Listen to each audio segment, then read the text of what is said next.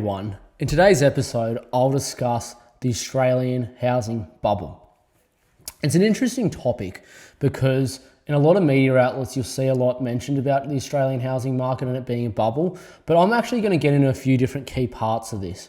So first of all, what is a housing bubble? Second of all, examples of housing bubbles. Third of all, are we in a bubble? And then finally, the Australian cities that are at risk of a bubble. Let's get into it. Look, what a housing bubble really is I think it's really misunderstood in a lot of circumstances because, look, a housing bubble is simply a run-up in home prices fueled by demand, speculation, and exuberance that bursts when demand falls and supply increases. So what commentators will often say is a bubble is simply artificially high prices, though most commentators will argue that a bubble leads to a crash. And a crash is something that's 35 to 60% of a fall in a 6 to 12 month period, which has only ever once happened in the Australian market, and that was in the 1890s. For those people that don't know when that's happened and want to know, just search up my actual YouTube page and you'll find that exact episode or exact segment where I actually went into that. What a bubble really though is and this is really told wrong by a lot of the media, a bubble really is simply overinflated prices relevant to underlying supply and demand.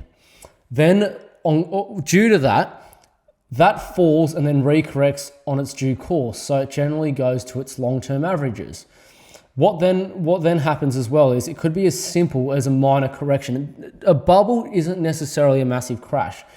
All it is necessarily a hyperinflated price that is going to revert to its long-term average. Now, you might get a crash somewhere like the stock market, and you have once in the Australian market in history, but a bubble is just really, it could be something as simple as a correction or something as big as a major crash or major depression. Look, what are the causes of bubble? There's a couple of things really that are key here. First things first, it's overcapitalized sentiment. And this is very prominent in the winner's curse phase of a cycle. Underlying key drivers such as the financial system are failing, and then also underlying demand such as the supply and demand ratio, or demand and supply ratio, should I say, fall drastically. I'm going to give some people some examples of this because I think it's really important just so everyone knows what I'm talking about. Look, the first example I want to get into is just Port Hedland in 2011 to 2013. Now, I wouldn't quite call this a crash, but it's almost a crash. So the market there was artificially propped up by a mining boom. Demand for resources softened after the mining boom, as did the hype demand and speculation for housing. A major correction then occurred over the preceding years. So there were properties in Port Hedland that were above $1 million on as a median in that kind of early 2010s kind of time. And then right down to 2016, they went down to like $400,000 or $500,000. So it like literally fell by like 50%. And it is insane what happened there. And it's because the town was almost entirely dependent on mining. And once mining went through the floor, no one really lived there, bar the few people that were still in the industry and the other people in general trade and general labouring industry and government jobs. That's the only people that were really there. So Port Hedland's an example. Another one is, and despite people probably, some people might agree with this, but it's still, as I said, a bubble was really only overinflated prices for a given time point. And it's the Melbourne 2018 and 19 correction. And this was actually led by finance. So APRA came in with strict measures to stem them actually lending. It's particularly for investors. Melbourne had gone through an incredible period of price growth. So, between 2010 and kind of 2017 particularly, Melbourne literally doubled in value, and it had one of that 2017 year, it went up by like 20% to close the cycle out in its sort of winner's curse phase. What happened then was underlying demand fell due to incredible growth of prices. And finally, because of what APRA did, it affected the banks in the sense that finance became difficult to access, which compounded the shrinking demand. So that's what led to the Melbourne 2018-19 correction. Let's ask the question, look, are we really in a bubble? So it's a good question to ask because you'll see all these articles from both domestically and internationally come up, even locally too. Will the Australian property market crash? And it's just on Forbes, the US Forbes advisor site. And look, it's a good question to ask, but I think there's a few underlying things that people need to know. So first things first, at the moment, we have increasing loan commitments for lending. So because of that, right, that means more people actually wanting to get into the market, and it actually means demand has increased, believe it or not. So you'll see it basically picked up from kind of like the start of 2023 right till now, and it's continuing on. And this is just from ABS, so you can fact check me if you want. But this is literally a screenshot of the ABS. Not only that too, look, national vacancy rates are actually very low at the moment. So what do I mean by that? Look, vacancy rates are a very good idea and a very good indicator of the underlying demand in the market. I'll tell you why.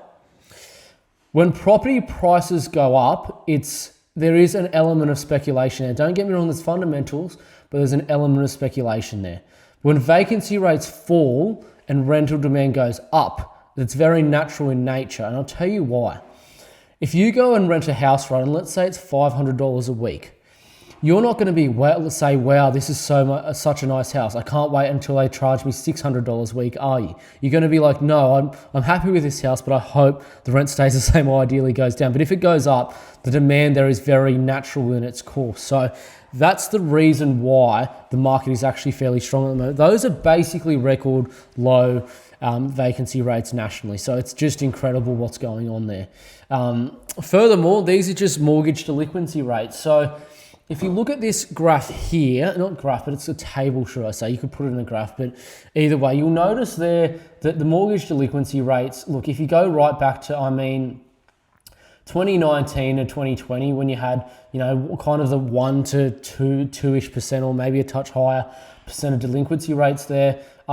Even then, like people said, the market was soft, but even in 2021, we had sort of in the 1%, and that's when we had a big boom.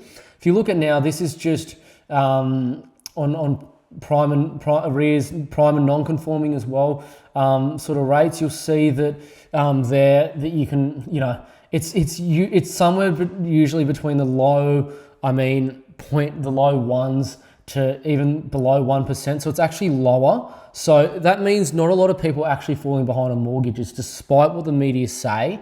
That's the truth. So let's just take that into consideration, really, when considering if we're in a bubble or not. So really, we're not. If I answer it, no, we're not in a bubble.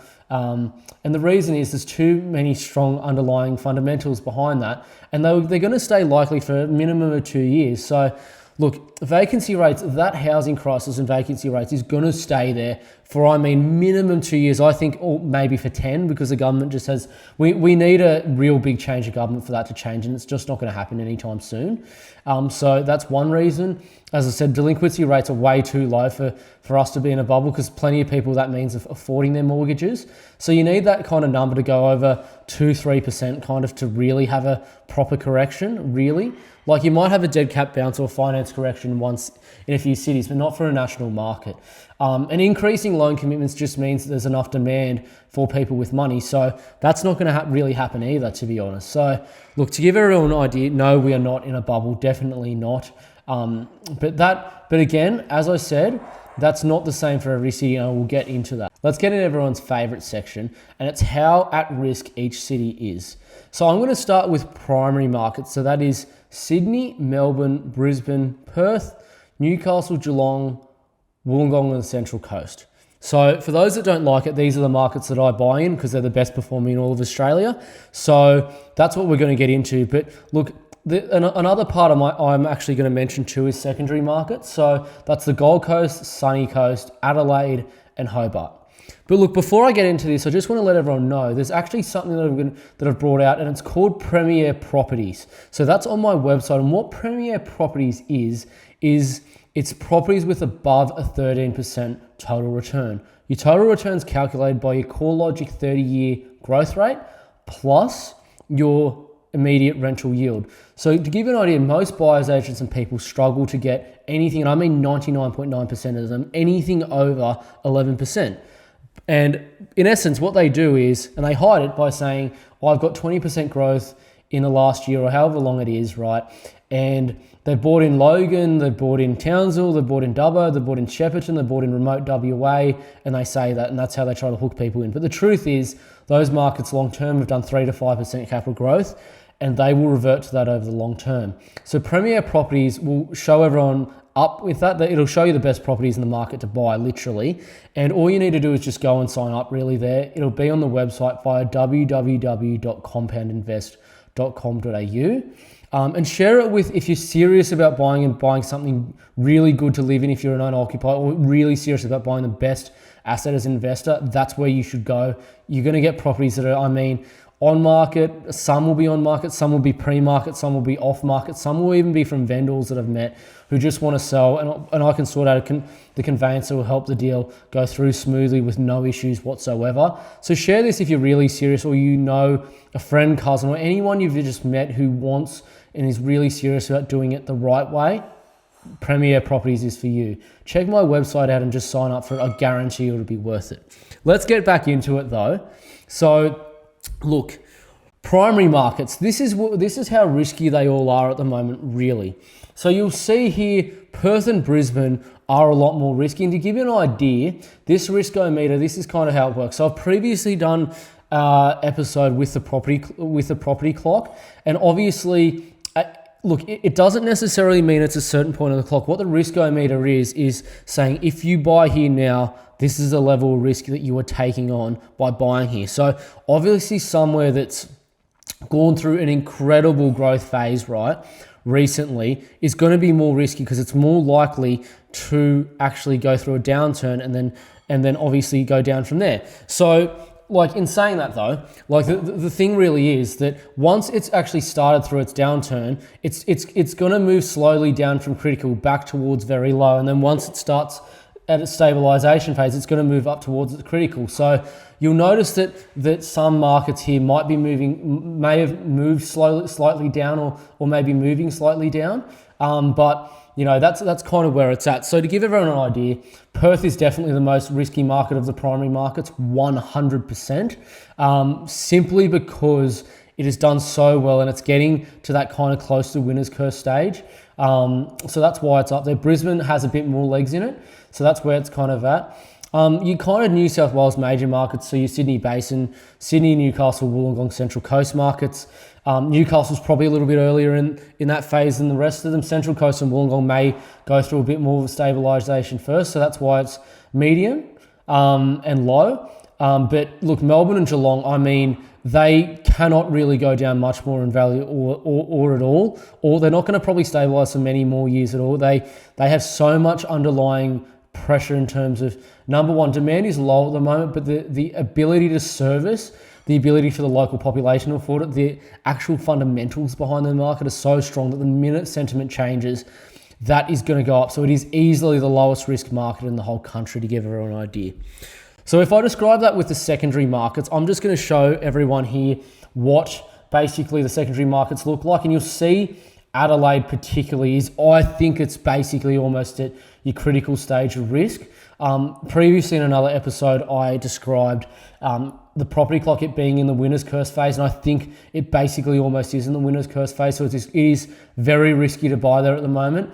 Gold Coast, Sunny Coast, and Hobart, all at different stages. Now, Hobart's an interesting one. As I previously discussed, Hobart really has already passed its critical phase, but it's still in its downturn phase. So it is still high risk to buy there because it's probably going to continue to go down in value a little bit more, and then it'll eventually start to stabilize when it moves to the medium sort of risk, and then towards the mid sort of level to low level of risk, it'll move to low. Then as it's towards very low, it'll be really at the start probably of its growth phase, because rents will start to increase again.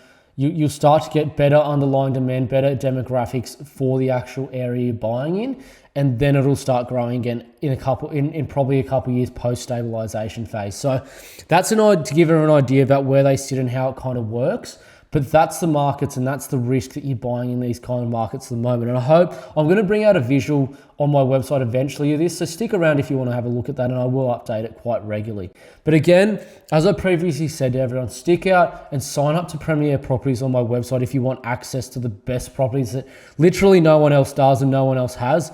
That will be good for you, and please share it to anyone else in your network or anyone that you know is really looking seriously and doesn't want to stuff up the biggest financial decision of their life.